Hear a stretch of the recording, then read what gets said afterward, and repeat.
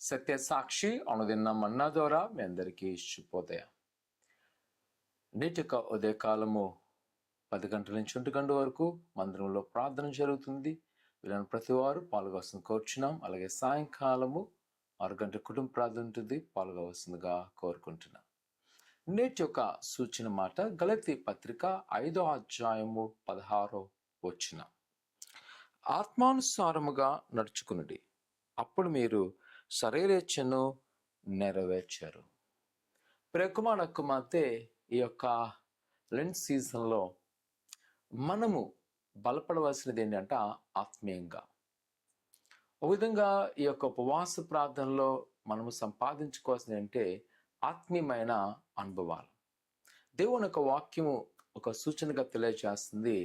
ఆత్మీయంగా మనం బలపడినప్పుడంట శరీరేచ్ఛను మనము గెలవగలము. అంటే ఈ లోకానుసారమైన జీవితం నుంచి మనము విడుదల కలగలం. మనం చాలాసార్లు అనుకుంటాం, నేను ఆత్మీయంగా జీవించాలి అనుకుంటాం, కానీ ఈ లోకపరంగానే ఉంటాం. అలాగ ఉండకూడదు. అంటే ఆత్మ అనుభూతి ఉండాలి. ఈ లోకంలో చాలాసార్లు మనము ఆశ్రదించబడుతూ ఉంటాం, కానీ దేవుని యొక్క రాజ్యం వెళ్తామో లేదో అనుమానం. కానీ ఆత్మీయంగా నువ్వు బలపడినట్లయితే ఖచ్చితంగా చెప్పగలం, మనం దేవుని రాజ్యం వెళ్ళగలం. ఒకవేళ ఇక్కడ మనము గొప్పగా జీవించలేకపోవచ్చు, అంటే ఐశ్వర్యంతోనో ఘనతతోనో అధికారంతో జీవించలేకపోవచ్చు, కానీ మంచి ఆత్మీయమైన జీవితం ఉంటే మాత్రము ప్రభువులో మనము వర్ధిల్తాం. అందుకే అపోస్తలుడైన పౌలు గారు ఆనాటి సంఘాన్ని తెలియజేస్తున్నాడు, ఆత్మీయంగా నడుచుకోండి. ఈ దినాల్లో మనకి ఇది చాలా అవసరం. దీని కొరకు మనము ఉపవాసం స్థితిపడాలి. ప్రభా, నేను ఆత్మీయంగా నీలో బలపడాలి. ప్రార్థనా శక్తి, వాక్ శక్తి, నీ ఫలాలతో కృపా వరములతో నింపే భాగ్యం నాకు దయచేయండి. పరిశుద్ధాత్మతో అనుదినము నాకు సంబంధాన్ని ఏర్పాటు చేయని ప్రభాని కానీ మనం నడుచుకున్నప్పుడు ఈ శరీర ఇచ్చ నుంచి మనం విడుదల పొందగలం. ఈ లోక ఆశల నుంచి, ఈ లోకం మీద ఆనుకోకుండా మనము ముందుకు వెళ్ళగలం. ఈరోజు ఒకవేళ ఆత్మీయంగా బలపడతావా? ప్రార్థన చేసుకుందాం.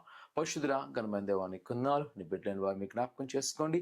నీ దీవెన, నీ ఆశీర్వదింపండి. అయినా వారికి నా కొద్దులు, వారికి నా ఆటంకాలు ప్రతి వాటిని మీరు తొలగించి నీ హస్తాల్లో భద్రపరుస్తూ నీ కృపాక్షలు నింపి ఆశీర్వదింపచేయండి, ఫలింపచేయండి. మరి ముఖ్యంగా నీ సన్నిధిలో నీ బిడ్డలు మొరుపెడుతూ అడుగుతుండగా నీ నూతన కార్యాలను చేసి దేవా, ఇదిగో ఆత్మీయంగా బలపడుతుండగా అయినా వారిని ఇళ్లను పరమును ఆశీర్వదింపచేయమని యేసు అడుగుతున్నాం తండ్రి, ఆమేన్.